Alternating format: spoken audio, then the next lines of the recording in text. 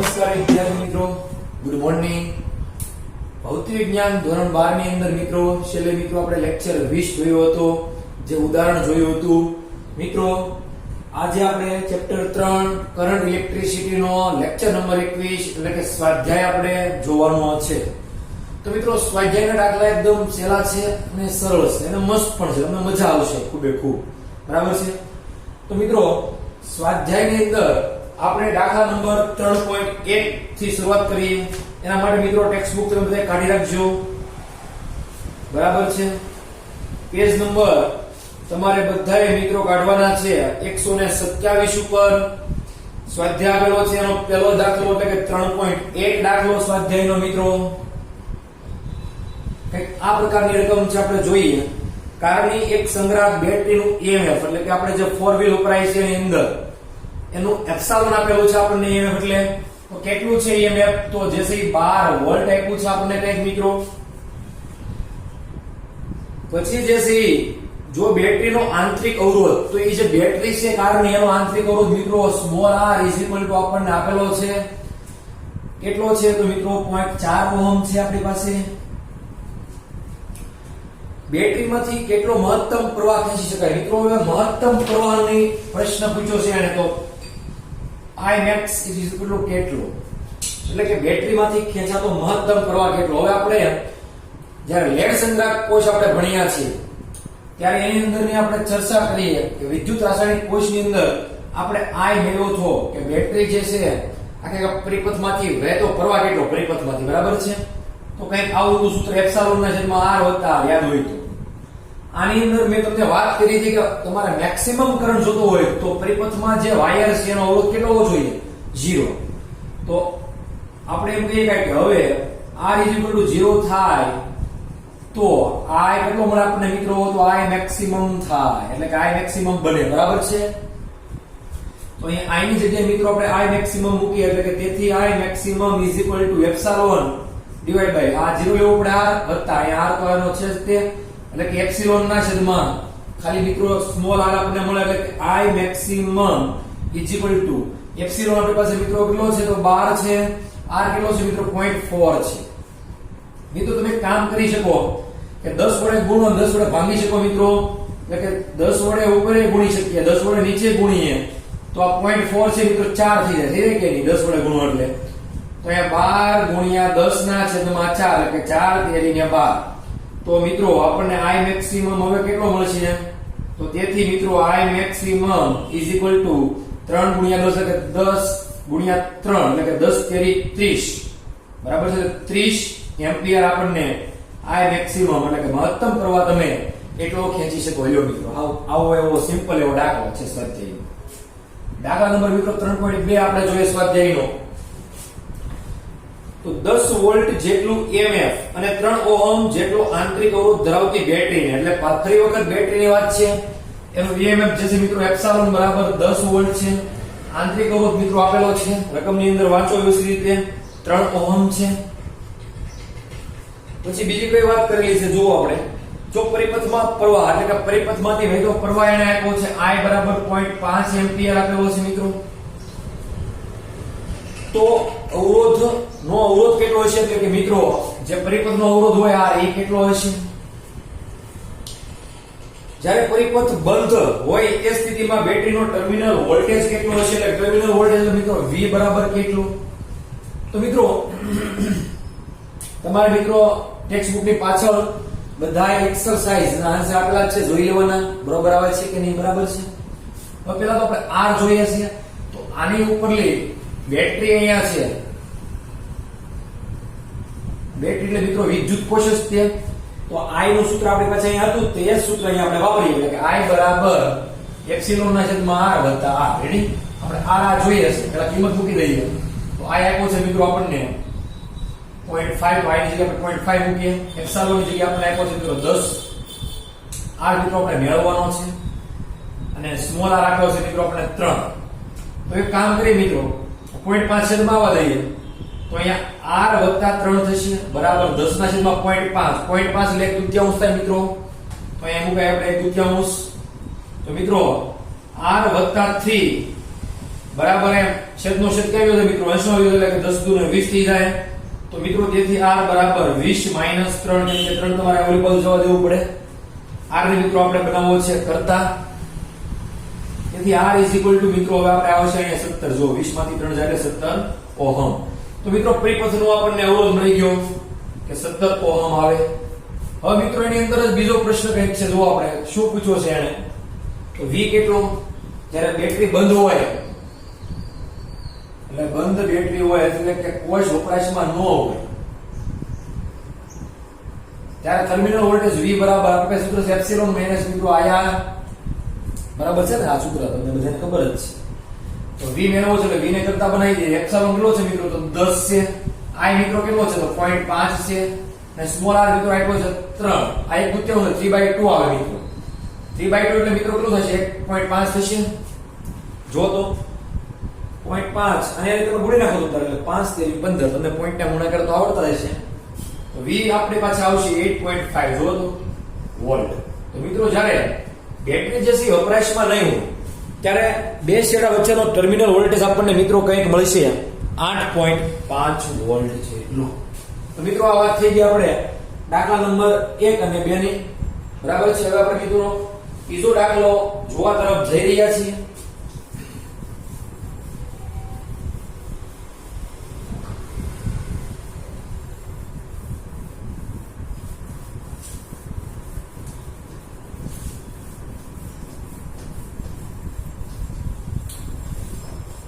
મિત્રો સ્વાધ્યાય તે દાખલાને રકમ પહેલા તમે વાંચી જુઓ તમને ઓટોમેટિકલી સમીકરણ આવડતા હશે સૂત્રો એટલે તમને આઈડિયા આવશે જ તે તો 3.3 જે છે એનો પહેલો પ્રશ્ન આપણે જોઈએ એટલે કે 3.3 એનો પહેલો ક્વેશ્ચન એવો કંઈક છે કે એ આ શું છે તો એ આપેલો છે કે જો આપણે કહીએ 1 ઓહમ 2 ઓહમ અને 3 ઓહમ ના 3 અવરોધો શ્રેણીમાં જોડાયેલા છે મિત્રો એટલે આપણે જોડાણ જે છે એ કંઈક શ્રેણી આપેલું છે આ રીતનું છે કંઈક મિત્રો એક અવરોધ જે છે 1 ઓહમ નો બીજો કંઈક 2 ઓહમ નો મિત્રો અને ત્રીજો અવરોધ જે છે મિત્રો કંઈક 3 ઓહમ નો છે એટલે કે આ 1 ઓહમ કહી દઈએ અને 2 ઓહમ કહીએ અને 3 ઓહમ કહીએ આ ત્રણેય કેમાં મિત્રો જોડાયેલા છે સીધી રીતે એટલે કે શ્રેણીમાં જોડાયેલા છે મિત્રો તો પ્રશ્ન કંઈક આવો પૂછો કે સંયોજન જે છે આ બધાયનું જોડાણ એનો કુલ અવરોધ કેટલો તો મિત્રો અહીંયા ખબર પડી જ ગઈ છે આપણે લખીએ કે અહીં અવરોધોનું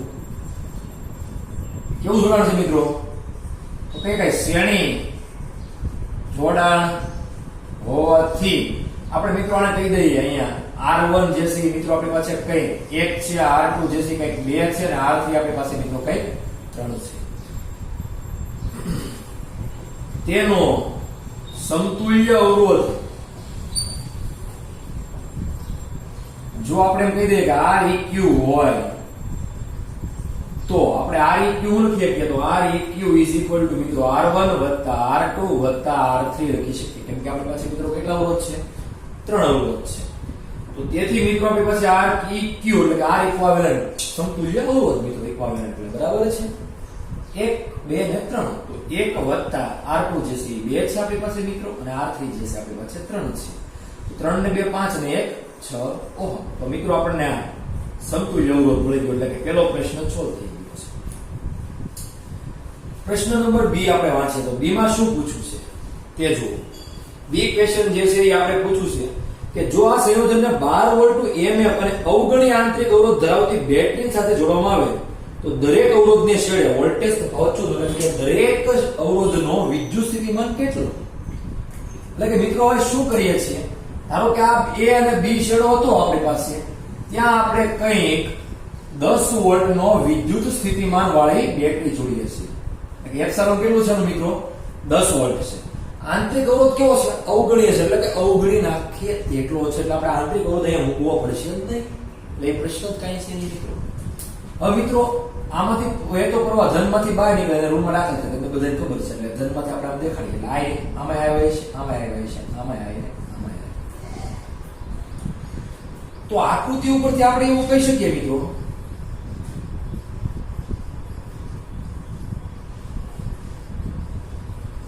આની સમતુલ્ય આકૃતિ મિત્રો આ અવરોધ 6 મળ્યો એટલે આપણે આવી કંઈક મળે કે અહીંયા જે છે 6 ઓહમ અહીંયા જે છે મિત્રો 10 વોલ્ટની બેટરી અને એમાં જ વહેતો પ્રવાહ I. તો આ આકૃતિ જે છે આની સમતુલ્ય આકૃતિ થઈ ગઈ કે નહીં મિત્રો? જો તો એ લખી શકાય સમતુલ્ય પરિપથ. રેડી કે નહીં? આ તમને 100 ઓહ્મ મળ્યો એટલે આનો સમતુલ્ય પરિપથ આ થઈ ગયો, ફાઇનલ થઈ ગયો આપણી પાસે. કેમ કે બધા ઓલો શ્રેણીમાં બધાનો સરવાળો નાખતા એ ભેગા થઈને બની ગયો તો 100 ઓહ્મ નો બની ગયો છે. હવે તો આકૃતિ આને કહી દો 1, આને કહી દો 2. તો આકૃતિ કઈ કહીશું આપણે? તો 2 પરથી શું કહી શકાય? ઓહમનો નિયમ લગાડી અહીંયા, એટલે કે V બરાબર IR. રેડી કે નહીં? સીધી જ વાત છે. એટલે કે આપણે કહીએ એપ્સિલોન બરાબર અહીંયા IR, કેમ કે આપણે EMF કીધું છે, V છે પણ એ આપણે એપ્સિલોન ખાલી કીધું છે. બરાબર છે અત્યારે? તો એ કેટલો છે? તો 10 છે. I તો એનો R કેટલો મિત્રો? તો આપણી પાસે R જે છે અહીંયા આખો ઓહમ કેટલો? તો R ઇક્વલ લેશું કે નહીં? તો એ કેટલો છે આપણી પાસે? તો 6 છે.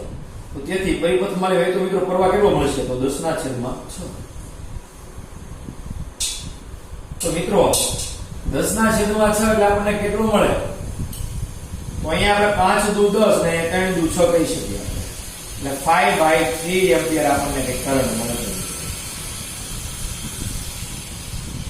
તમે 1 પોઈન્ટ સમથિંગ પણ લઈ શકો, મને વાંધો નથી, તમે ભાગાકાર કરીને. આપણે 5/3 રાખીએ ને તો ગણતરીમાં સારું રહે. આપણે પોઈન્ટમાં પછી શું થાય છે? કેલ્સી વાપરવું પડે પાછું, એટલા માટે. બરાબર છે? હવે અહીંથી વહે તો પ્રવાહ જે છે 5/3 એમ્પિયર આવશે. એમાં અહીંથી તે 5/3 એમ્પિયર મિત્રો આવશે. એમાં અહીંથી મિત્રો 5/3 એમ્પિયર આવશે.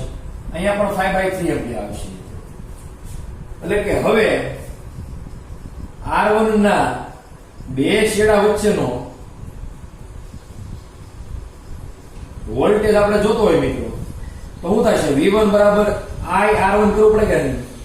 કેમ કે V બરાબર I એટલે વોલ્ટેજ મળી જાય કે નહીં? I કેટલો વહે છે બધા મને સરખો, કેમ કે શ્રેણી જોડાણ છે મિત્રો, અહીં ધ્યાન આપવાનું ખાસ. તો V1 બરાબર આપણને I કેટલો છે? તો 5/3 અને ગુણ્યો 1 છે, એટલે આપણે જવાબ શું આવશે આનો? 5/3 વોલ્ટ. એવી રીતે આપણે શું કહીશું? R2 માટે વાત કરીએ એટલે કે V2 બરાબર આપણી પાસે શું આવે? I R2 આવે કે નહીં? I કેટલો મિત્રો? 5/3. R2 કેટલો છે મિત્રો? તો 2 છે.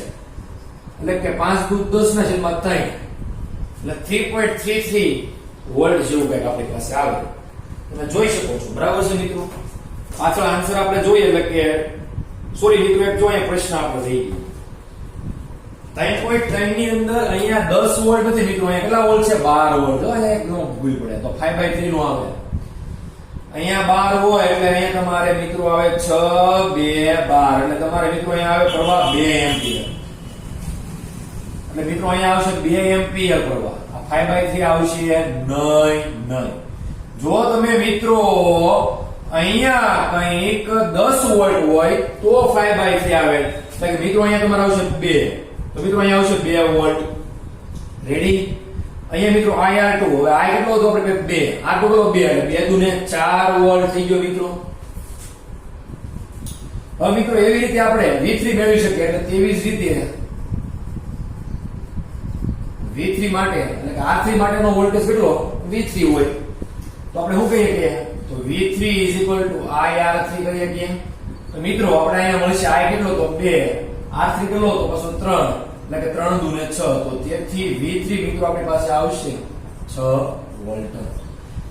જો મિત્રો તમે આનો સરવાળો કરો એટલે 2 4 6 6 12 થઈ ગયો કે નહીં? જો બધાય વોલ્ટેજ નો સરવાળો કરશો તમે તો 2 ને 4 6 6 6 12 થઈ ગયો. તો મિત્રો પાછો તમને 12 વોલ્ટ મળી ગયો કે નહીં કુલ?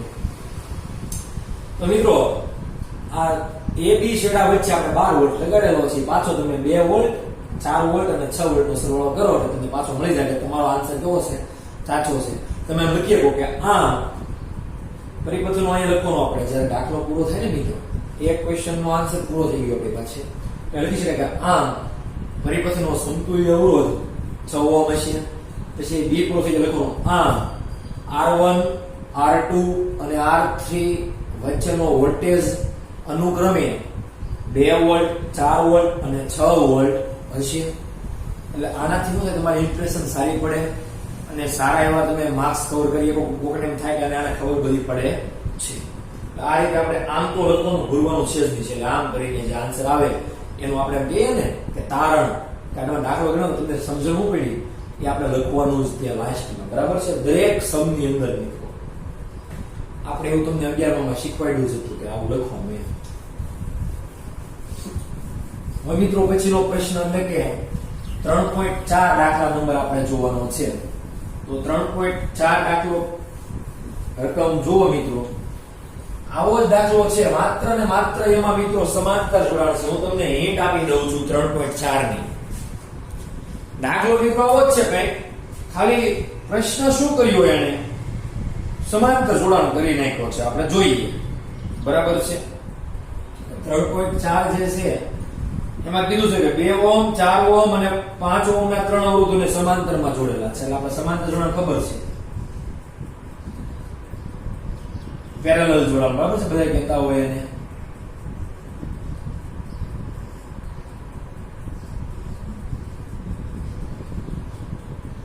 એટલે કે કઈક મિત્રો સમાંતરમાં જોડેલા છે. કેટલા છે? 2 ઓહમ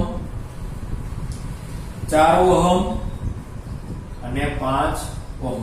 આ પોઈન્ટ આપણે એ કહી દઈએ અને બી કહી દઈએ. તો આની અંદરનો પ્રશ્ન શું પૂછ્યો છે? પહેલો પ્રશ્ન જે છે એ આ સંયોજનનો કુલ અવરોધ કેટલો હોય, એટલે કે સમતુલ્ય અવરોધ કેટલો આનો? તમારો એ પ્રશ્ન કંઈક આવો છે. તો આપણે કહી દઈએ અહીંયા R1 અહીં R1 બરાબર 2 ઓહમ, R2 બરાબર 4 ઓહમ, R3 બરાબર 5 ઓહમ. આ જે છે R3 કહીએ અને R2 કહીએ અને R1 કહીએ. અહીં જોડાણ કેવું છે મિત્રો? તો જોડાણ જે છે સમાંતરમાં હોવાથી જો સમતુલ્ય અવરોધ મિત્રો આપણે કહીએ Req હોય, અથવા તો તમે એને B શબ્દ એટલે Rab પણ કહી શકો મિત્રો. Rab પણ કહી શકાય, એમાં કઈ વાંધો નથી, બરાબર છે. હોય તો Req is equal to આપણે શું કરીશું? 1 upon કેવું પડશે ને? સમાંતર છે એટલે 1 upon R1 વત્તા 1 upon R2 વત્તા 1 upon R3. એટલે છે મિત્રો સૂત્ર જો સમાંતર જોડાણ 1 upon Req is equal to 1/2 plus 1/4 plus 1/5 આવશે. આ મિત્રો લસા લેવો પડશે. જો 4 નો 5 નો લસા લઈ લેવાય, કેમ કે 2 દુ 4 એની અંદર આવી જ જાય છે. તમારે નો લેવો હોય તો પણ બીજી પદ્ધતિ છે કે બધાય જે છેદ હોય ને એને મિત્રો આપણે બધાને છેદમાં મૂકી દેવાનો. મેં તમને શીખવાડ્યું 2 × 4 × 5 બધાય મૂકી દેવાના. પછી 2 વડે ભાગો એટલે 5 × 20 અહીંયા આવશે. 4 વડે ભાગો એટલે 5 × 10 અહીંયા આવશે મિત્રો. 5 વડે ભાગો એટલે તમારે જે 4 × 8 વધી અહીંયા આવશે. 8 × 1 કરવાનું. મેં આવું પણ તમને સિમ્પલ પદ્ધતિ લસા લેતા શીખવાડી હતી, બરાબર છે. હવે આપણે એ જ પદ્ધતિ પાછું કરીએ, તમને એમાં વધારે મજા આવે છે. 2 4 અને 5 રેડી. 2 વડે ભાગો એટલે 4 અને 5 એટલે 5 × 6 = 20 આવે. 20 × 1 એટલે 20 અહીંયા આવશે મિત્રો. 4 વડે ભાગો એટલે 5 × 2 = 10 મિત્રો આવશે. 10 × 1 એટલે 10 થશે મિત્રો આપણે પાછું. 5 વડે ફરી વખત ભાગો એટલે 4 × 2 = 8 એટલે કે 8 × 1 એટલે પાછું 8 આવશે મિત્રો આપણી પાસે.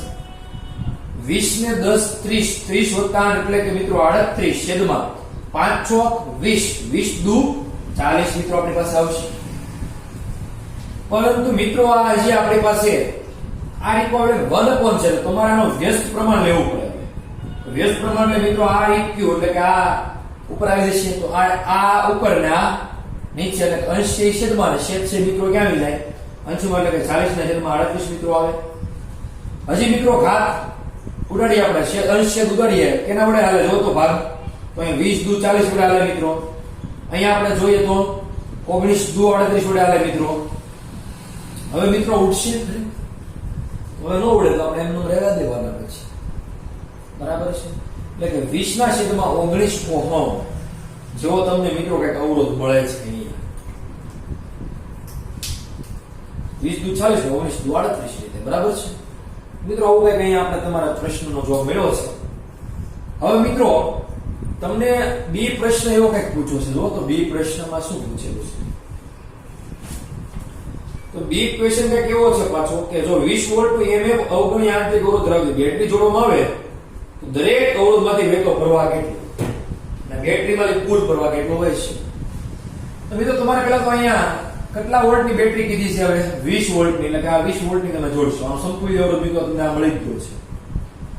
સમાંતર જોડમાં મિત્રો બધાયમાં વોલ્ટેજ સરખો હોય એટલે તમારે V બરાબર I આ સૂત્ર મૂકી I1 I2 I3 I કેટલો હશે એ તમારે મેળવવાનો પહેલા તો સમતુલ્ય હોય તમને I મળશે I બરાબર V upon R બરાબર છે કે નહીં V 20 R કેટલો 20 ના છેદમાં 19 તમને કઈક જે 19 જેવો કઈક જે મળે એના મિત્રો I1 I2 અને I3 ભાગ પાડશે એટલે કે V બરાબર મિત્રો IR નું સમીકરણ વાપરવાનું એટલે I1 આ જે R છે યાદ લેવાનો V કેટલો છે મિત્રો 20 કેમ કે V બદલે નહીં સમાંતરમાં V કેવો રહે સર તો આના બે શ્રેણા વચ્ચેનો V હરખો આના વચ્ચેનો હરખો આના વચ્ચેનો V હરખો V ચેન્જ થશે મિત્રો નહીં તો તમને મિત્રો I1 I2 અને I3 મળશે એ ત્રણેયનો સરવાળો પાછો મિત્રો તમને જે કુલ પરિપથ માલી અહીંયા આ અવરોધ અને આ તમે વોલ્ટ લ્યો એ જે પ્રવાહ હોય ને એ જ તમને પ્રવાહ સરવાળો થશે I1 I2 ને I3 તો મિત્રો આ રીતે તમારે બી ક્વેશ્ચન ચાલે કરી નાખવાનો છે બરાબર છે તમે આન્સર જુઓ આનો ટેક્સ્ટ બુક ની પાછળ સ્વાધ્યાયનો આપેલો હોય છે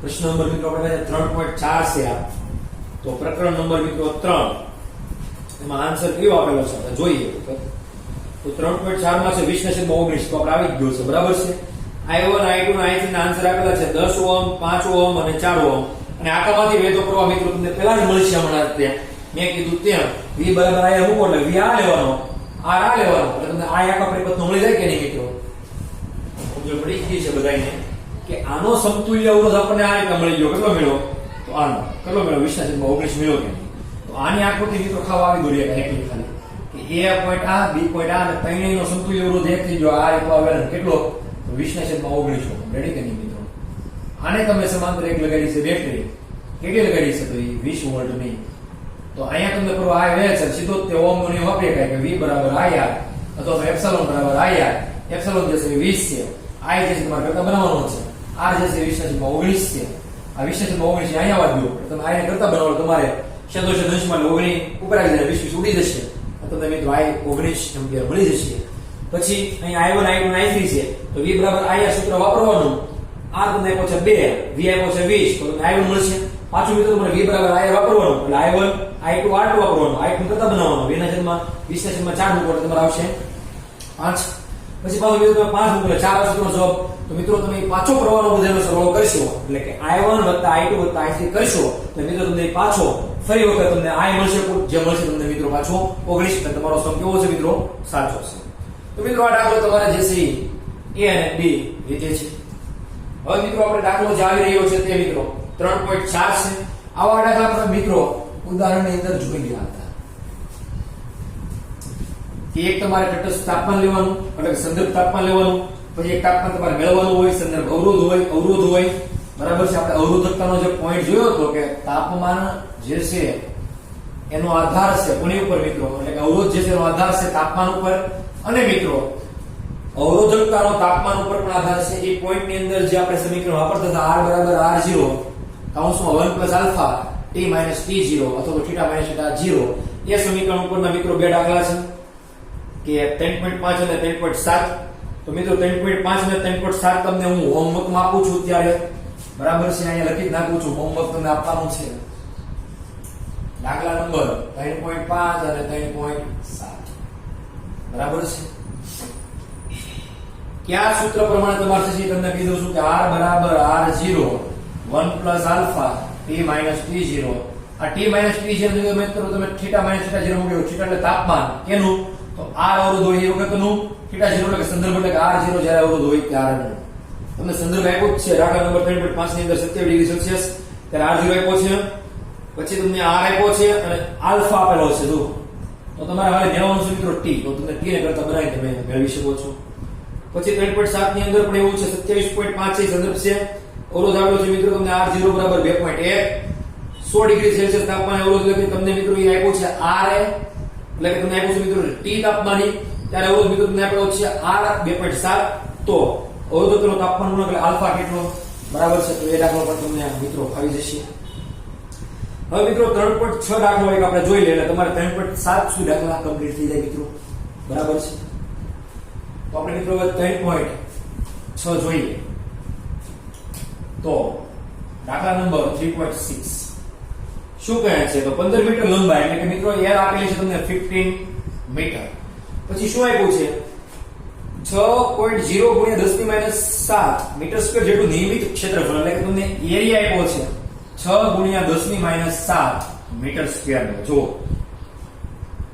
ત્યારમાંથી અવગણી શકાય તેટલો ઓછો પ્રવાહ પસાર કરવામાં આવે છે એટલે પ્રવાહ ઓછો છે 7 બરાબર છે ત્યારે તેનો અવરોધ મિત્રો આટલો છે કે R 5 ઓહમ છે બરાબર છે પ્રયોગ કરતા તાપમાને તારના દ્રવ્યની અવરોધકતા કેટલી છે એટલે તમને રો પૂછેલી છે અવરોધકતા કેટલી તો આપણી પાસે R A L અને રો નું એક સૂત્ર છે કે હવે અવરોધ R rho L upon A મિત્રો અહીં આપણે સોલ્યુશન શરૂ થઈ ગયું છે મિત્રો અહીં લખીએ કે આપેલ ડેટા બરાબર છે રકમમાં આપેલ ડેટા આ x છે એટલે કે આનો મિત્રો અડધો ભાગ હોય છે આ લખવાનો ખાસ ડેટા તમારે લખવાનો છે કે અંદર કઈ કઈ વસ્તુ આપી છે ને તમને 11મા ધોરણમાં પણ કીધી હતી એમ તમને સીધી રીતે સૂત્ર મૂકીને મંડીપડો નથી આ કઈ MCQ છે નહીં લખાણના માર્ક્સ હશે મિત્રો બરાબર છે આપણે તેથી મિત્રો R રો કેટલો છે આપણી પાસે એ મેળવવો છે તો આપણે એક કામ કરીએ હવે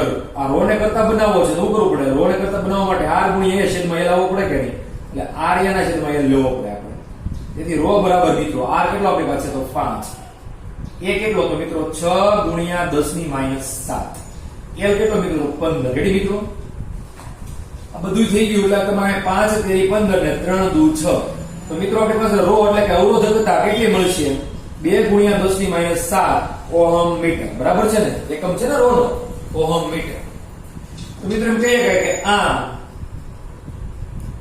તાર જે છે એની અવરોધકતા કેટલી મળે મિત્રો આપણે 2 ગુણ્યા 10 ની માઈનસ 7 ઓહમ મીટર મળે લ્યો આ રીતે તમારે મિત્રો આમ કરી દરેક દાખલાનો જવાબ લાસ્ટમાં લખવાનો જ છે આનાથી મિત્રો ઇમ્પ્રેશન સારી પડે આનો પણ માર્ક્સ હોય છે જ્યારે તમારે ખૂબ ઊંચા માર્ક્સે તમે જાઓ સ્કોરે 95 ઉપર જાઓ ત્યારે પછી મિત્રો આવી બાબત પણ શિક્ષકો જોશે કે આ કેટલું બધું સારું વર્ક કર્યું છે સ્માર્ટ વર્ક્સ કેટલું કર્યું છે આપણે સ્માર્ટ કાર્ય કરવાનું છે મોડી વળવાનું નથી અક્ષરો પણ જેમ બને તેમ સારા કરવાનો પ્રયત્ન કરવાનો અક્ષરો વધારે સૂઝે તો મિત્રો એનો પેન જે છે એ જોડી જ જાય સારી રીતે એ મિત્રો માર્કિંગ કરી શકે અક્ષર ગડબડ મોટા જેવા હોય તો મિત્રો કઈ રીતે માર્કિંગ કરશે એ લોકો એટલે મિત્રો આપણે અક્ષર પણ ખૂબ જ સારા કરવાના છે સ્ટેપ બાય સ્ટેપ જ્યાં તેથી આવતો તેથી આપણે લખવાનું જ તે મિત્રો કેમ કે ભૌતિક વિજ્ઞાનની અંદર મિત્રો મેં તમને પહેલા પણ વાત કરી હતી એમ 11મા ધોરણની અંદર કે 70% ગણિતિક છે અને 30% તે મિત્રો થિયરિકલ છે એટલે આપણે ગાણિતિક બધા સ્ટેપ જે આવે બધા જ આપણે વ્યવસ્થિત રીતે લખવાના છે મિત્રો બરાબર છે તો મિત્રો હોમવર્કમાં મેં તમને કીધું છે દાખલા નંબર 3.5 અને 3.7 વ્યવસ્થિત તમારે ગણવાનો છે તો મિત્રો આપણે આજે એટલું રાખીએ હવે આ 22મા લેક્ચરની અંદર મિત્રો આપણે ફરી વખત પાછા થિયરી જોઈશું અને 2-3 લેક્ચરની અંદર આ ચેપ્ટર મિત્રો આપણે કમ્પ્લીટ કરીશું વધારાનું સ્વાધ્યાય મિત્રો જે છે તમારે જાતે પ્રેક્ટિસ કરવાની છે બરાબર છે જાતે ટ્રાય કરવાની છે તમારે એ ખૂબ જરૂરી છે એનાથી તમારી જે છે વિચાર શક્તિ વધારે કહેવું છે તમને વધારે પ્રેક્ટિસ થશે એટલે વધારે તમને દાખલા મિત્રો આવડશે એટલે આપણે જે સ્વાધ્યાયના વધારાનું સ્વાધ્યાય છે સ્વાધ્યાયની પછીનું જે આવે છે વધારે સ્વાધ્યાય તમારે મિત્રો જાતે તૈયાર કરવાનું છે વ્યવસ્થિત રીતે પ્રેક્ટિસ કરવાની છે બરાબર છે મિત્રો આપણે એટલું આજે રાખીએ આવતા લેક્ચરની અંદર મિત્રો આપણે જોઈશું